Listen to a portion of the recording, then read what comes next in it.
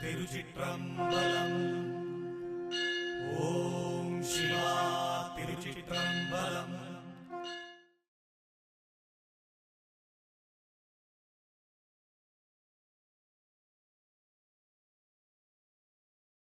ತಿರುಚಿಟ್ರಂಬಲಂ.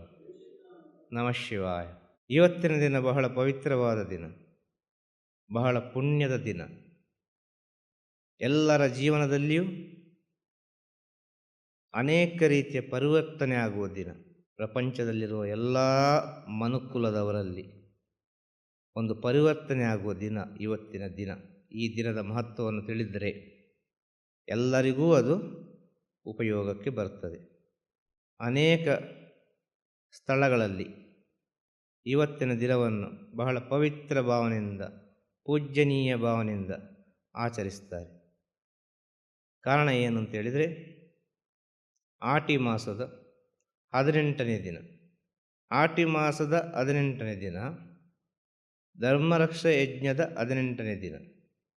ಏನು ವಿಶೇಷ ಅಂತೇಳಿದರೆ, ಸಪ್ತಕನ್ನಿಕೆಯರ ಪೂಜೆ. ಸಪ್ತಕನ್ನಿಕೆಯರ ಪೂಜೆ. ಈ ಪೂಜೆ ಮಾಡೋದ್ರಿಂದ ಏನೆಲ್ಲ ಪ್ರಯೋಜನ ಉಂಟು ನಮಗೆ? ಸಪ್ತಕನ್ನಿಕೆಯನ್ನು ಯಾಕೆ ನಾವು ಪೂಜೆ ಮಾಡಬೇಕು? ಇದನ್ನೆಲ್ಲರೂ ಮುಖ್ಯವಾಗಿ ತಿಳಿದುಕೊಳ್ಳಬೇಕು. ಪುರಾಣದಲ್ಲಿ ಅನೇಕ ರೀತಿಯಲ್ಲಿ ಹೇಳಿದ್ದಾರೆ. ಪುರಾಣದಲ್ಲಿ ಅನೇಕ ರೀತಿಯಲ್ಲಿ ಹೇಳಿದ್ದಾರೆ. ಆದಿಶಕ್ತಿಯ ಅಂಶವಾಗಿ ಸಪ್ತಕನ್ನಿಕೆಯರು ಬಂದರು ಅಂತೇಳಿ. ಅಂದರೆ ಗರ್ಭದಲ್ಲಿ ಜನಿಸದೆ, ತಾಯಿಯ ಉದರದಲ್ಲಿ ಜನಿಸದೆ ಸೃಷ್ಟಿಯಾದವರು ಸಪ್ತಕನ್ನಿಕೆಯರು ಅಂತೇಳಿ. ಯಾಕೆ ಬೇಕಾಗಿ ಅವರು ಸೃಷ್ಟಿಯಾದರು? ಅನೇಕ ಕಥೆಗಳಿದೆ. ದುಷ್ಟರನ್ನು ಸಂಹಾರ ಮಾಡಲಿಕ್ಕೆ ಬೇಕಾಗಿ ಅನೇಕ ರಾಕ್ಷಸರು ಒಂದೊಂದು ರೀತಿಯ ವರವನ್ನು ಕೇಳಿದರು. ಆ ವರದಲ್ಲಿ ಕೆಲವರು ಬಹಳ ಜ್ಞಾನವಂತ ರಾಕ್ಷಸರು ಕೇಳಿದಂಥ ವರ, ನಮಗೆ ಮರಣ ಬರುವುದಾದರೆ ಅಮ್ಮನ ಗರ್ಭದಲ್ಲಿ ಜನಿಸದೇ ಇರುವಂಥ ಒಂದು ಶಕ್ತಿಯಿಂದ ನಮಗೆ ಮರಣ ಬರಬೇಕು ಎಂಬ ವರವನ್ನು ಕೇಳ್ತಾರೆ. ಸರಿ ಅಂತೇಳಿ ಒಂದು ಆಶೀರ್ವಾದ ಮಾಡ್ತಾರೆ. ಎಲ್ಲ ಶಿವನಾದರೂ ಸರಿ, ಬ್ರಹ್ಮನಾದರೂ ಸರಿ. ನಾರಾಯಣ ಮಾಡೋದಿಲ್ಲ. ನಾವು ಭಾಳ ಬುದ್ಧಿಶಾಲಿ. ನಾರಾಯಣ ಭಾಳ ಬುದ್ಧಿಶಾಲಿ. ಅವನಷ್ಟು ಸುಲಭದಲ್ಲಿ ಆಶೀರ್ವಾದ ಕೊಡುವುದಿಲ್ಲ. ನಾವು ತುಂಬ ಆಟ ಆಡಿಸಿ ಮತ್ತೆ ನೋಡಿ ಆಶೀರ್ವಾದ ಕೊಡೋದು. ಈ ಬ್ರಹ್ಮ ಅವನು ಕೆಲವು ಸಲ ಆ ಒಂದು ಪ್ರೀತಿಗೆ ಒಳಗಾಗಿ, ಪ್ರೀತಿಗೆ ಪಾತ್ರನಾಗಿ, ಅವರ ಪ್ರೀತಿಗೆ, ಅವರ ಭಕ್ತಿಗೆ ಯಾವುದೋ ಒಂದು ರೀತಿಯಲ್ಲಿ ಮನಸೋಲ್ತಾನೆ ಬ್ರಹ್ಮ. ಆದ ಕಾರಣ ಬ್ರಹ್ಮ ಬೇಗ ಕೊಟ್ಟು ಬಿಡ್ತಾನೆ. ಶಿವ ಅವನಿಗೆ ಕರುಣೆ ಜಾಸ್ತಿ, ಕರುಣಾಮಯಿ. ಶಿವನಿಗೆ ಭಾಳಷ್ಟು ದಯಾದಾಕ್ಷಿಣ್ಯ. ವಿತಿನ್ ಸೆಕೆಂಡಲ್ಲಿ ಕೊಟ್ಟು ಬಿಡ್ತಾನೆ ಒಂದು ವರವನ್ನು ಶಿವ. ಹಿಂದೆ ಮುಂದೆ ಆಲೋಚನೆ ಮಾಡೋದಿಲ್ಲ. ಇದು ಶಿವನ ಸ್ಥಿತಿ. ಬ್ರಹ್ಮನ ಸ್ಥಿತಿ ಒಂದು ಸೆಂಟಿಮೆಂಟ್. ಅನೇಕ ರಾಕ್ಷಸರೆಲ್ಲ ಬ್ರಹ್ಮನಿಗೆ ಸಂಬಂಧಪಟ್ಟೇ ಇರೋದು ಅಲ್ವಾ? ನಾರಾಯಣ ಹಾಗೆ ಮಾಡೋದಿಲ್ಲ. ಬಹಳ ಆಲೋಚನೆ ಮಾಡಿ ಮತ್ತೆ ವರವನ್ನು ಕೊಡುತ್ತಾನೆ. ಯಾರು? ನಾರಾಯಣ. ಅಂಥ ರಾಕ್ಷಸರನ್ನು ಸಂಹಾರ ಮಾಡಲಿಕ್ಕೆ ಬೇಕಾಗಿ ಈ ಸಪ್ತಕನ್ನಿಕೆಯರು ಅವತಾರವಾದರು, ಸೃಷ್ಟಿಯಾದರು, ಜನ್ಮವನ್ನು ತಾಳಿದರು, ಏನು ಬೇಕಾದ್ರೆ ಹೇಳ್ಬೋದು. ಒಟ್ಟಿನಲ್ಲಿ ತಾಯಿಯ ಗರ್ಭದಲ್ಲಿ ಅವರು ಜನಿಸಲಿಲ್ಲ ಅಂತೇಳಿ ಪುರಾಣದಲ್ಲಿ ಹೇಳ್ತಾರೆ. ಇದು ಪುರಾಣದ ಸ್ಥಿತಿ. ಆದರೆ ಈ ಸಪ್ತಕನ್ನಿಕೆಯರನ್ನು ಮೊದಲು ಈ ಪ್ರಪಂಚದಲ್ಲಿ ಪೂಜೆ ಮಾಡಿದ ಯಾರು ಅಂತ ಹೇಳಿದರೆ ಋಷಿಮುನಿಗಳು. ಋಷಿಮುನಿಗಳು ಸಪ್ತಕನ್ನಿಕೆಯರನ್ನು ಪೂಜೆ ಮಾಡಿದರು. ಆ ಸಪ್ತಕನ್ನಿಕೆಯರನ್ನು ಪೂಜೆ ಮಾಡಿ ಅದಕ್ಕೆ ಬೇಕಾದ ಸ್ಥಿತಿಗತಿಗಳನ್ನು ಹೇಳಿಕೊಟ್ಟರು. ಯಾವ ರೀತಿ ಅದನ್ನು ಪೂಜೆ ಮಾಡಬೇಕು, ಸಪ್ತಕನ್ನಿಕೆಯರೆಂದರೆ ಏನು, ಇದರಿಂದ ನಮಗೆ ಬರುವ ಪುಣ್ಯಗಳೇನು, ಪ್ರಯೋಜನಗಳೇನು ಎಲ್ಲ ವಿಚಾರಗಳನ್ನು ನಮ್ಮ ಋಷಿಮುನಿಗಳು ನಮಗೆ ಹೇಳಿಕೊಟ್ರು. ಇಲ್ಲಿಂದ ನಾವು ವಿಷಯವನ್ನು ಅಧ್ಯಯನ ಮಾಡಬೇಕು. ಋಷಿಮುನಿಗಳು ಏನು ಹೇಳಿದ್ದಾರೆ, ಅವರ ಜ್ಞಾನದಲ್ಲಿ ಏನು ಹೇಳಿದ್ದಾರೆ, ಅದನ್ನು ನಾವು ಅಧ್ಯಯನ ಮಾಡಬೇಕು. ಅದನ್ನು ನಾವು ಅಧ್ಯಯನ ಮಾಡುವಾಗ ಈ ಸಪ್ತಕನ್ನಿಕೆ ಪೂಜೆಯಿಂದ ಏನೆಲ್ಲ ನಮಗೆ ಪ್ರಯೋಜನಗಳುಂಟು ಎಂಬ ವಿಚಾರವನ್ನು ತಿಳಿಲಿಕ್ಕೆ ಆಗ್ತದೆ. ಸಪ್ತಕನ್ನಿಕೆಯರಲ್ಲಿ ಬ್ರಾಹ್ಮೀ ದೇವಿ ಬ್ರಹ್ಮನಿಂದ ಬಂದದ್ದು, ಬ್ರಹ್ಮನಿಂದ ಬಂದಂಥ ಶಕ್ತಿ, ಆ ಶಕ್ತಿಗೆ ಬ್ರಾಹ್ಮೀ ದೇವಿ ಅಂತ ಹೆಸರು.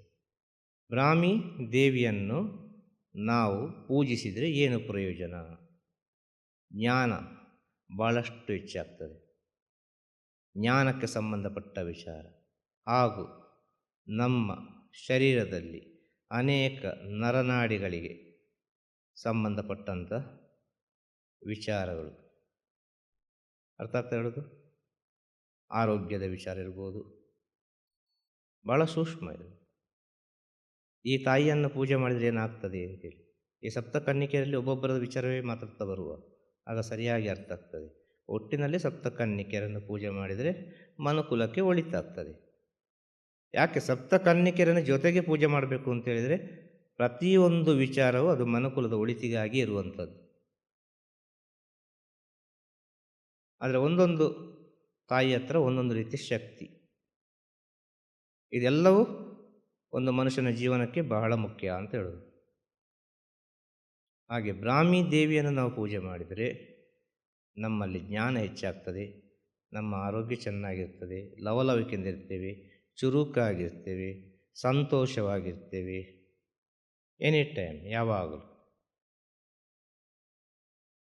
ಇದು ಬ್ರಾಹ್ಮೀ ದೇವಿಯ ಒಳಗಿರುವ ಶಕ್ತಿ. ಅದಾದ ಮೇಲೆ ವೈಷ್ಣವಿ ಮಾತಾ, ವೈಷ್ಣವಿ ದೇವಿ, ಮಾತಾ ಅಂತ ಹೇಳ್ಬೋದು, ಕನ್ಯೆ ಅಂತ ಹೇಳ್ಬೋದು. ವೈಷ್ಣವಿ ದೇವಿಯನ್ನು ಪೂಜೆ ಮಾಡಿದರೆ ಏನಾಗ್ತದೆ, ಅವಳನ್ನು ಪೂಜಿಸಿದರೆ ಏನಾಗ್ತದೆ? ವೈಷ್ಣವಿ ದೇವಿಯನ್ನು ಪೂಜಿಸಿದರೆ ಮನೆಯಲ್ಲಿ ಯಾವುದೇ ರೀತಿಯ ಕಲಹಗಳು ಬರುವುದಿಲ್ಲ. ಮನೆಯಲ್ಲಿ ಯಾವುದೇ ರೀತಿಯ ಕಲಹಗಳು, ಗಂಡ ಹೆಂಡತಿಯ ನಡುವಿನ ಯಾವುದೇ ರೀತಿಯ ಕಲಹಗಳಿದ್ದರೂ, ಒಂದು ಸಂತೋಷದ ಜೀವನ ಇಲ್ಲ ಅಂತ ಹೇಳುವವರು ವೈಷ್ಣವಿ ದೇವಿಯನ್ನು ಮನಸ್ಸಿನಲ್ಲಿ ಪ್ರಾರ್ಥನೆ ಮಾಡಿದರೆ ಅವರ ಜೀವನದಲ್ಲಿ ಅನೇಕ ರೀತಿಯ ಸಂತೋಷ, ಅನೇಕ ರೀತಿಯ ಸೌಭಾಗ್ಯ, ಅನೇಕ ರೀತಿಯ ಭಾಗ್ಯಗಳು, ಅನೇಕ ರೀತಿಯ ಒಳ್ಳೊಳ್ಳೆ ವಿಚಾರಗಳನ್ನು ಅವಳು ಕೊಡುತ್ತಾಳೆ. ಯಾರನ್ನು ಪೂಜಿಸಿದರೆ? ವೈಷ್ಣವಿ ದೇವಿಯನ್ನು ಪೂಜಿಸಿದರು. ಅದಾದ ಮೇಲೆ ಮಹೇಶ್ವರಿ, ಮಹೇಶ್ವರಿ ದೇವಿ, ಮಹೇಶ್ವರಿ ತಾಯಿ, ಮಹೇಶ್ವರಿ ಮಾತಾ, ಇವಳನ್ನು ಪೂಜಿಸಿದರೆ ಏನಾಗ್ತದೆ? ಮಹೇಶ್ವರಿಯನ್ನು ಪೂಜಿಸಿದರೆ ಏನಾಗ್ತದೆ? ಮನೋಧೈರ್ಯ, ಮನೋವಿಜ್ಞಾನ, ಮನಸ್ಸಿಗೆ ಸಂಬಂಧಪಟ್ಟ ವಿಚಾರಗಳೆಲ್ಲವೂ ತನ್ನ ಹಿಡಿತದಲ್ಲಿ ಬರುತ್ತದೆ ಮಹೇಶ್ವರಿ ದೇವಿಯನ್ನು ಪೂಜಿಸಿದರೆ. ಜ್ಞಾನ ಮಾರ್ಗಕ್ಕೆ ಹೋಗಲಿಕ್ಕೆ ಭಾಳಷ್ಟು ಸಹಕಾರಿಯಾಗಿರುವಂಥ ತಾಯಿ ಅವಳು. ಯಾರು? ಮಹೇಶ್ವರಿ. ಅದಾದ ಮೇಲೆ ಕೌಮಾರಿ ಮಾತಾ, ಕೌಮಾರಿ ದೇವಿ, ಇವಳನ್ನು ಪೂಜಿಸಿದರೆ ಏನಾಗ್ತದೆ? ಈ ತಾಯಿಯನ್ನು ಪೂಜಿಸಿದರೆ ಏನಾಗ್ತದೆ? ಹೆಣ್ಣು ಮಕ್ಕಳಲ್ಲಿರುವ ಅನೇಕ ಸಮಸ್ಯೆಗಳು, ಆರೋಗ್ಯ ಸಮಸ್ಯೆಗಳು, ಅರ್ಥ ಆಗ್ತದೆ ಹೇಳುದು? ತಿಂಗಳು ರಜೆ ಆಗುವುದಿಲ್ಲ, 3 ತಿಂಗಳಿಗೆ 4 ತಿಂಗಳಿಗೊಂದು ದಿನ ಆಗ್ತದೆ.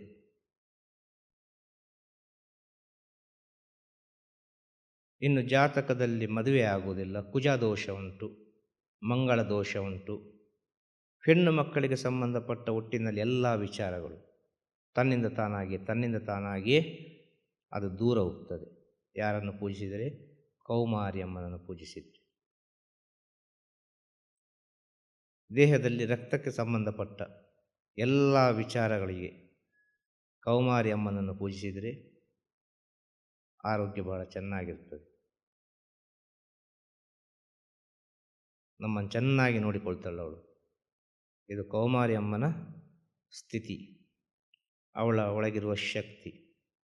ಏನು ಬೇಕಾದರೆ ಹೇಳ್ಬೋದು. ಹೆಣ್ಣು ಮಕ್ಕಳಿಗೆ ಸಂಬಂಧಪಟ್ಟ ಅನೇಕ ಸಮಸ್ಯೆಗಳುಂಟು.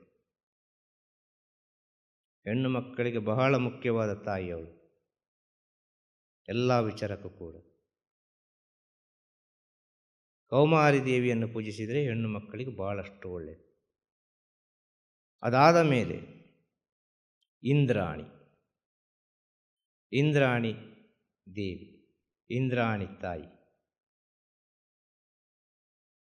ಇವಳನ್ನು ಪೂಜಿಸಿದರೆ ಏನಾಗ್ತದೆ?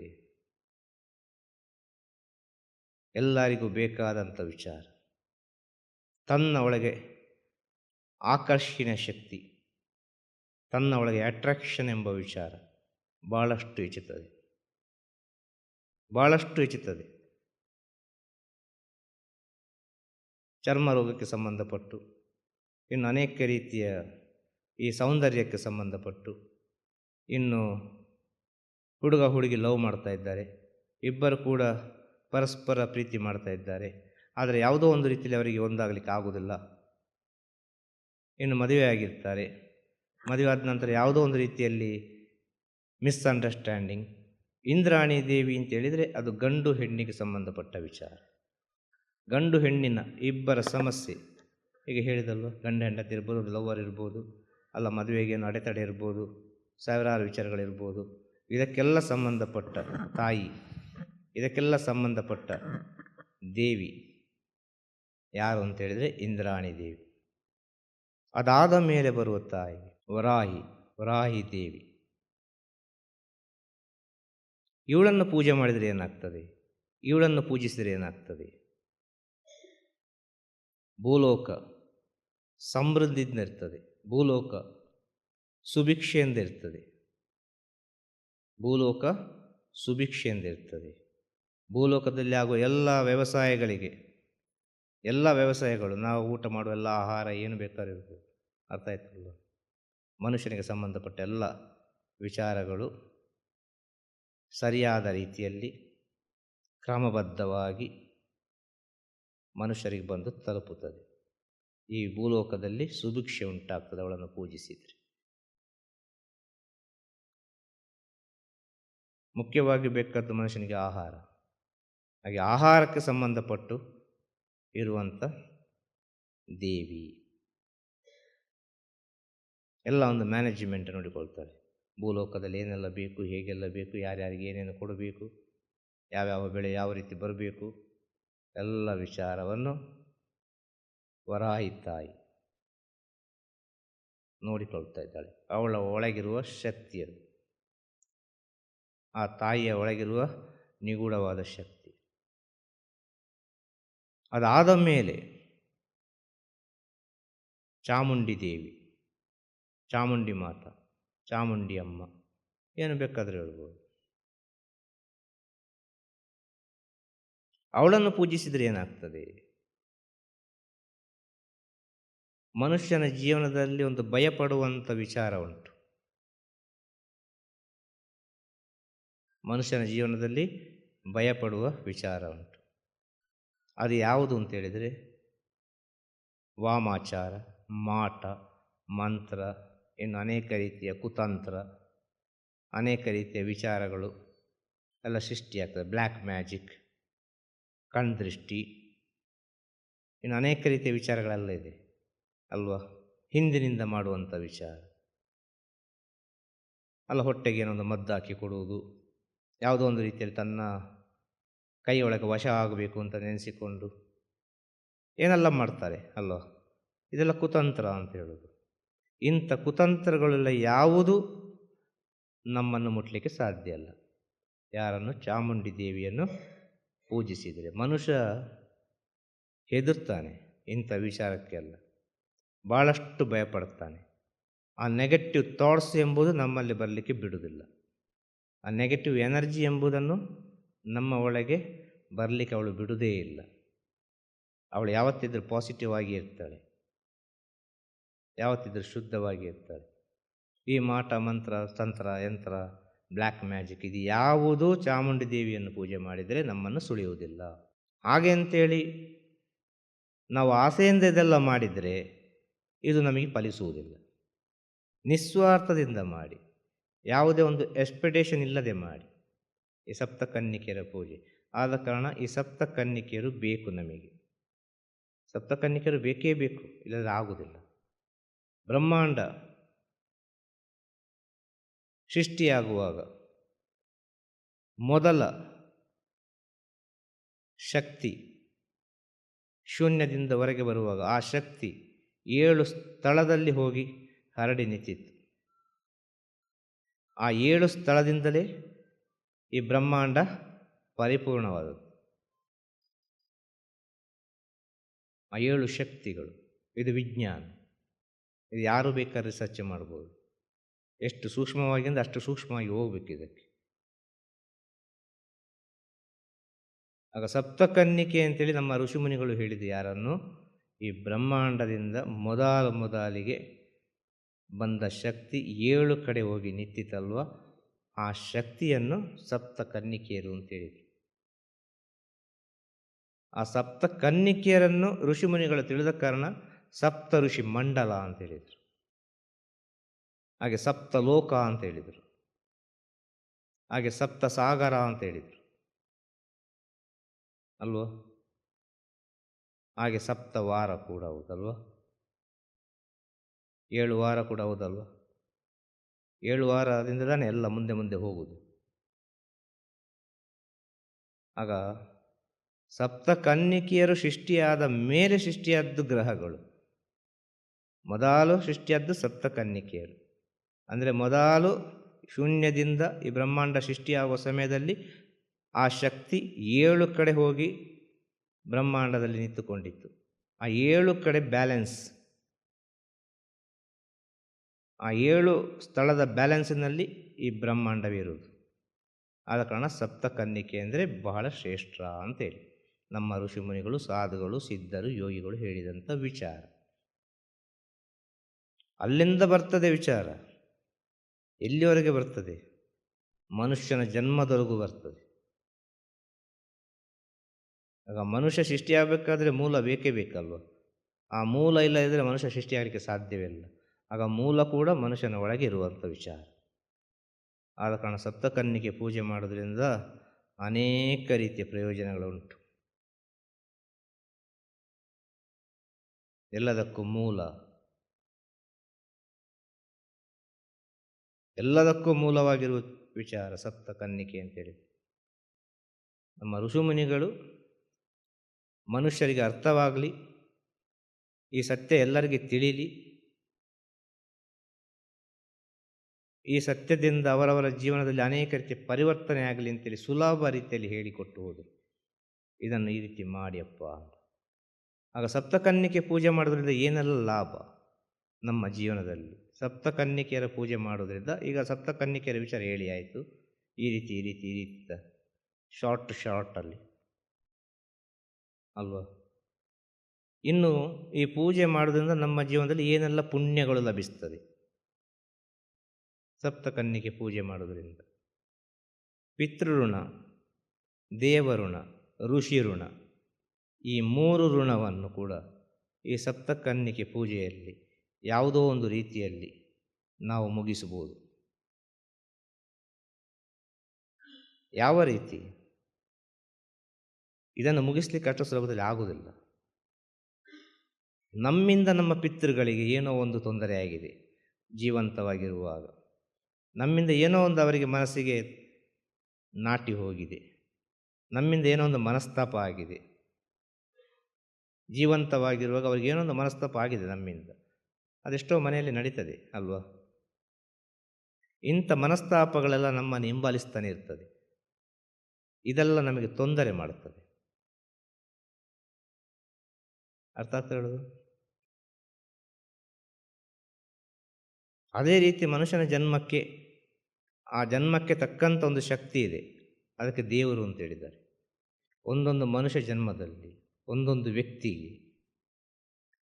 ಆ ಜನ್ಮಕ್ಕೆ ತಕ್ಕಂಥ ಒಂದು ಶಕ್ತಿ ಇದೆ, ಒಂದು ದೇವರಿದೆ. ಅದಕ್ಕೆ ನಾವು ದೇವರು ಅಂತ ಹೇಳ್ತೇವೆ. ಆ ಶಕ್ತಿಗೆ ಒಂದು ಜನ್ಮ ಪಡೆದಾಯಿತು, ನಮ್ಮ ಜನ್ಮಕ್ಕೊಂದು ದೇವರಿದ್ದಾರೆ ಅಂತ ಇಟ್ಟುಕೊಳ್ಳುವ. ಒಂದು ಇಂದ್ರ ನಮ್ಮ ಜನ್ಮದ ದೇವರು ಅಂತೇಳಿ ಉದಾಹರಣೆ. ನಾವು ಜನ್ಮ ತಾಳಿದ ನಂತರ ಈ ಜನ್ಮದಲ್ಲಿ ಅನೇಕ ರೀತಿ ತಪ್ಪುಗಳನ್ನು ಮಾಡುವಾಗ ಅದು ಎಲ್ಲಿಗೆ ಹೋಗಿ ತಲುಪುತ್ತದೆ ಅಂತೇಳಿದರೆ ನಮ್ಮ ಜನ್ಮದ ದೇವರಿಗೆ ಹೋಗಿ ತಲುಪುತ್ತದೆ. ಆಗ ನಮ್ಮ ಜನ್ಮದ ದೇವರಿಗೆ ನಾವು ದೊಡ್ಡ ದ್ರೋಹ ಮಾಡಿದಾಗಾಗ್ತದೆ. ಅರ್ಥ ಆಗ್ತಾ ಹೇಳೋದು? ದೊಡ್ಡ ದ್ರೋಹ ಮಾಡಿದಾಗಾಗ್ತದೆ ಅವರಿಗೆ. ನಾವು ಅವರನ್ನು ಮರ್ತು ಬಿಡುತ್ತೇವೆ. ನಮ್ಮ ಜನ್ಮಕ್ಕೊಬ್ಬ ಮೂಲ ಕಾರಣ ಒಬ್ಬ ಇದ್ದಾನೆ, ಅವನನ್ನು ನಾವು ಮರೆತು ಬಿಡುತ್ತೇವೆ. ಅಂಥ ದೋಷಗಳೆಲ್ಲ ಇದ್ದ ಪಕ್ಷದಲ್ಲಿ, ಅರ್ಥ ಆಗ್ತದಲ್ಲ, ಅಂಥ ದೋಷಗಳೆಲ್ಲ ಪಕ್ಷದಲ್ಲಿ ಈ ಸಪ್ತಕನ್ನಿಕೆ ಪೂಜೆಯನ್ನು ಮಾಡಿದರೆ ಅಂಥ ದೋಷಗಳೆಲ್ಲವೂ ಹಂತ ಹಂತ ಹಂತವಾಗಿ ನಿವಾರಣೆ ಆಗ್ತಾ ಬರ್ತದೆ.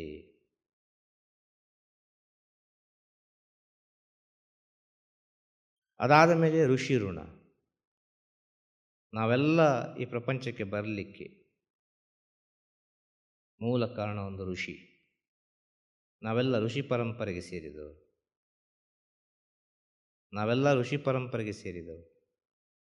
ಆ ಪರಂಪರೆಗೆ ನಮ್ಮಿಂದ ಏನಾದರೂ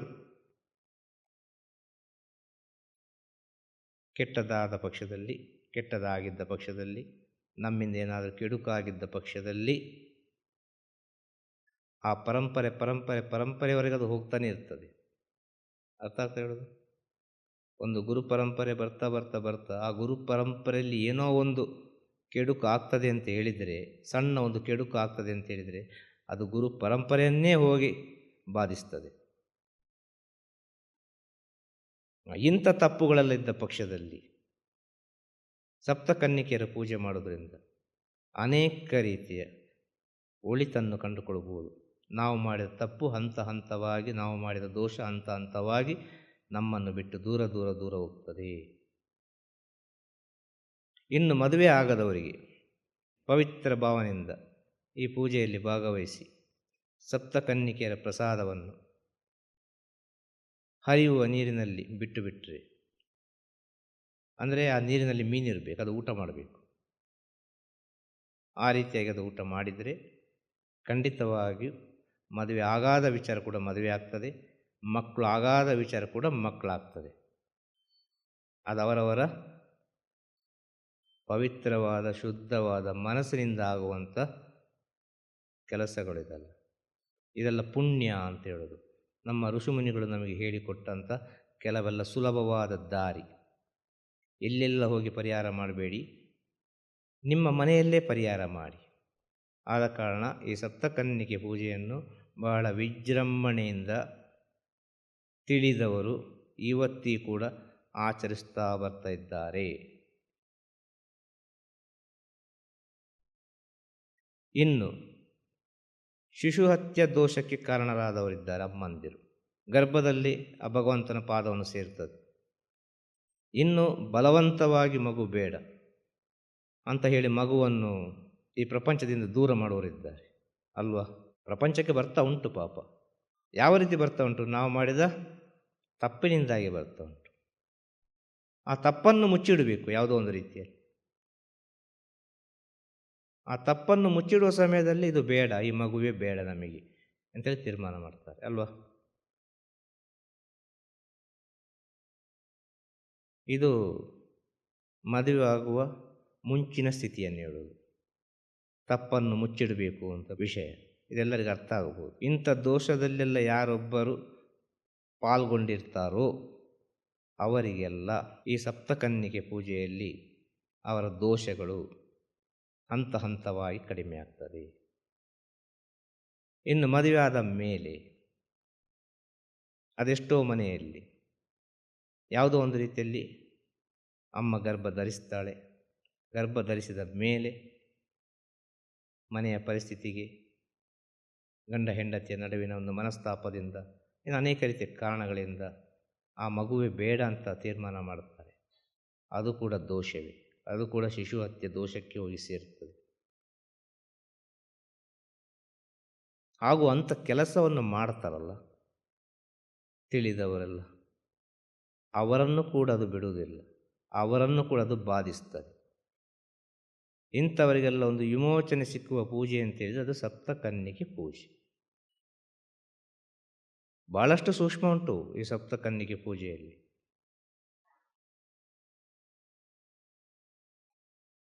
ಈಗ ಅಮಾವಾಸ್ಯೆ ದಿನ ನಾವು ನಮ್ಮ ಪಿತೃಗಳಿಗೆ ಏನೋ ಒಂದು ಪ್ರಸಾದವನ್ನು ಕೊಡುತ್ತೇವೆ. ಇಲ್ಲದೆ ಹೋದ ಪಕ್ಷದಲ್ಲಿ ಅವರವರ ತಿಥಿಗೆ ಸರಿಯಾಗಿ ಒಂದು ಪ್ರಸಾದವನ್ನು ಕೊಡುತ್ತೇವೆ. ಇಲ್ಲದೆ ಹೋದ ಪಕ್ಷದಲ್ಲಿ ಮಹಾಲಯ ಅಮಾವಾಸ್ಯೆಗೆ ನಮ್ಮ ಪಿತೃಗಳಿಗೆಲ್ಲ ಒಂದು ಪ್ರಸಾದವನ್ನು ಕೊಡುತ್ತೇವೆ ನಾವು, ಅಲ್ವಾ? ಸತ್ಯ ಅಲ್ವಾ ಇದು?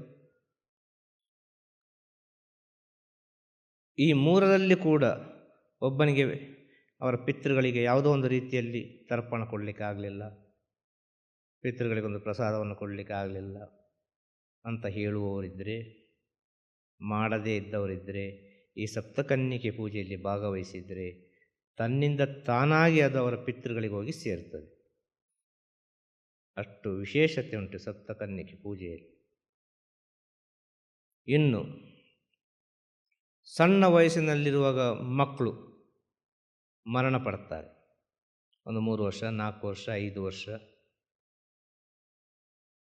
ಈ ರೀತಿಯಾಗಿ ಮರಣ ಪಡುತ್ತಾರೆ. ಅಂಥ ಕುಟುಂಬದವರು, ಅಂಥ ತಂದೆ ತಾಯಿಗಳು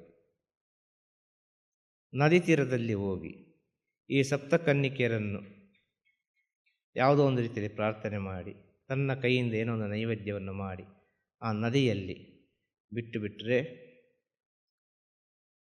ಯಾವುದೋ ಒಂದು ರೀತಿಯಲ್ಲಿ ಇವರು ಮಾಡಿದ ಪೂಜೆಯ ಫಲದಿಂದ, ಇವರ ಶುದ್ಧವಾದ ಮನಸ್ಸಿನ ಪ್ರಾರ್ಥನೆಯಿಂದ, ಇವರ ಶುದ್ಧವಾದ ಮನಸ್ಸಿನಿಂದ ಅಷ್ಟು ಸಣ್ಣ ವಯಸ್ಸಿನಲ್ಲಿ ಹೋದ ಮಗು ಪುನಃ ಅದೇ ಅಮ್ಮನ ಗರ್ಭದಲ್ಲಿ ಹುಟ್ಟಿ ಬರಲಿಕ್ಕೆ ಸಾಧ್ಯತೆ ಬೇಕಾದಷ್ಟಿದೆ.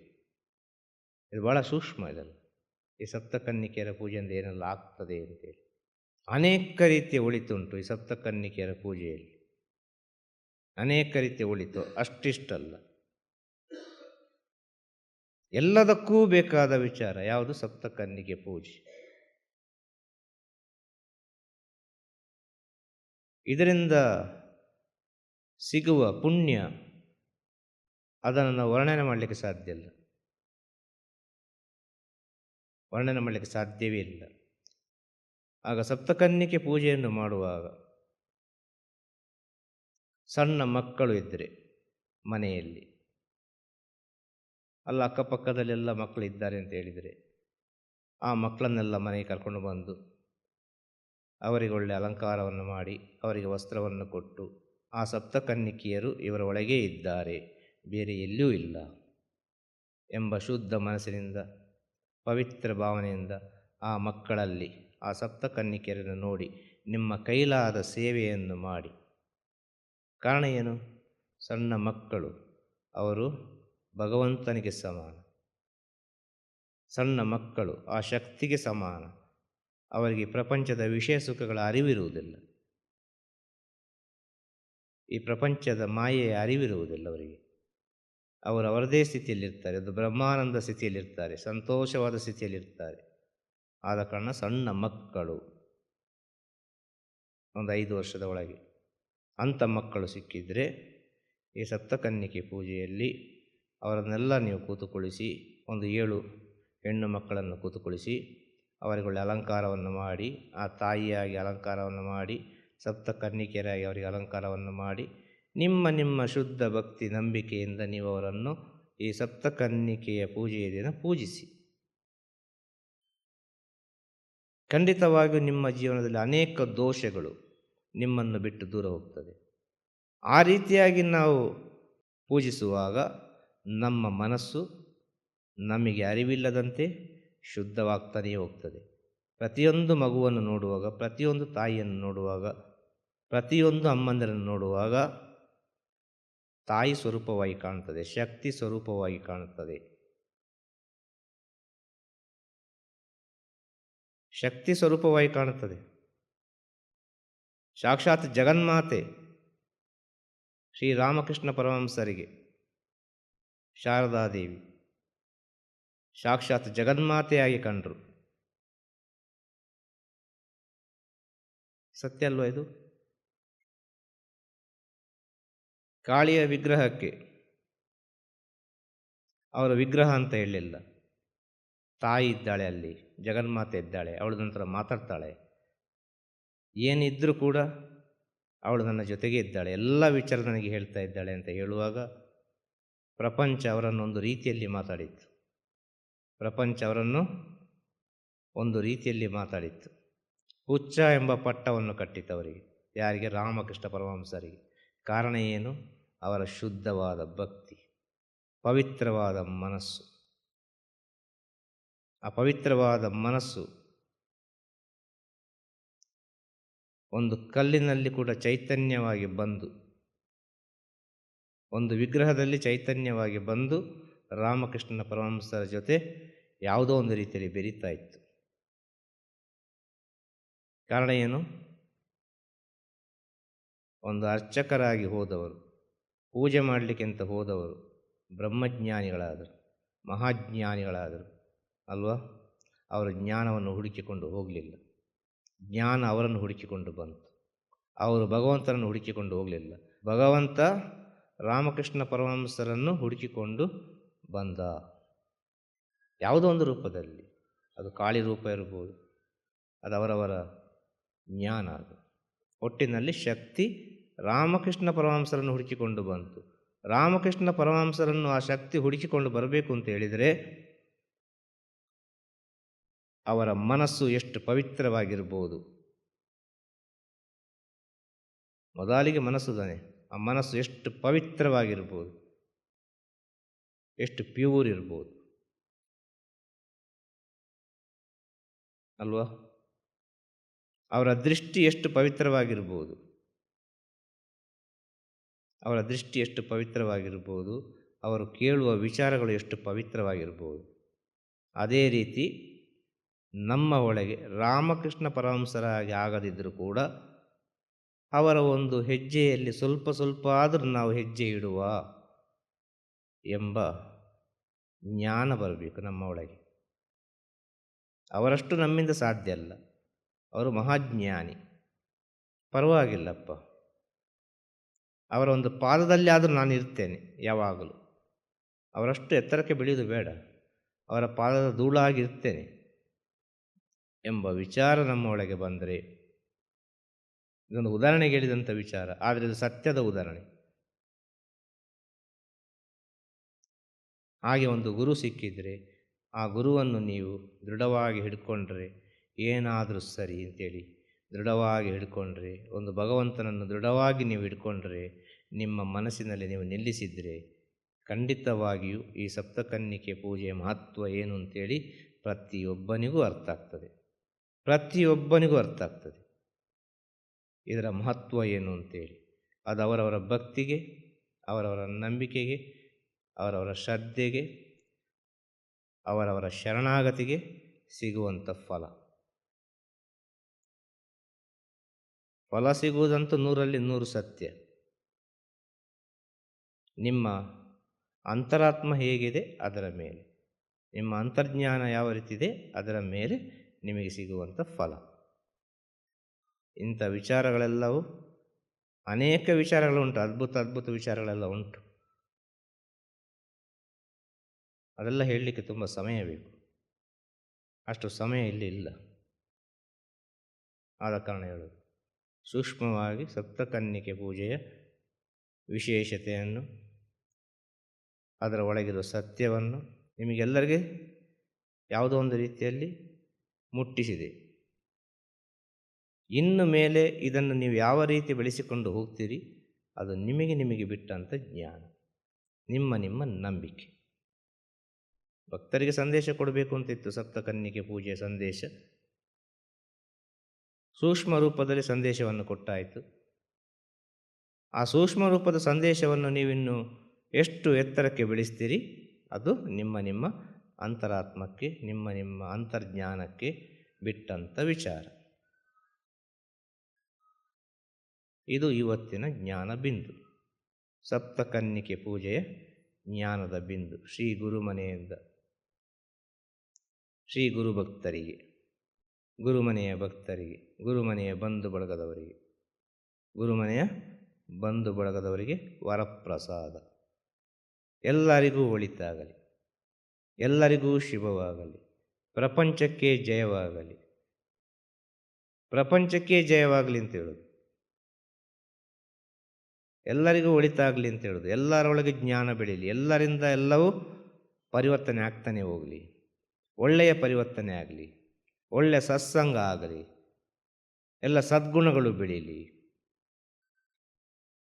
ಅನೇಕ ರೀತಿಯ ವಿಚಾರಗಳು ನಿಮ್ಮ ಒಳಗೆ ಅದ್ಭುತ ಅದ್ಭುತ ವಿಚಾರಗಳು ಸೃಷ್ಟಿಯಾಗಲಿ. ಈ ಪ್ರಪಂಚದ ಒಳಿತಿಗೆ ಬೇಕಾಗಿ ನಿಮ್ಮ ಒಳಗೆ ಅದ್ಭುತ ಅದ್ಭುತವಾದ ಜ್ಞಾನ ಸೃಷ್ಟಿಯಾಗಲಿ ಅಂತ ಹೇಳಿ ಇವತ್ತಿನ ಜ್ಞಾನ ಬಿಂದುವನ್ನು ಗುರುದೇವರ ಪಾದದಲ್ಲಿ ಒಪ್ಪಡಿಸಿ ಪೂಜೆಯನ್ನು ಮುಂದುವರಿಸುವ. ನಮಃ ಶಿವಾಯ. ಗುರುವೇ ಶರಣಂ, ಗುರುವೇ ಶರಣಂ. ನಮಃ ಶಿವಾಯ, ನಮಃ ಶಿವಾಯ, ನಮಃ ಶಿವಾಯ.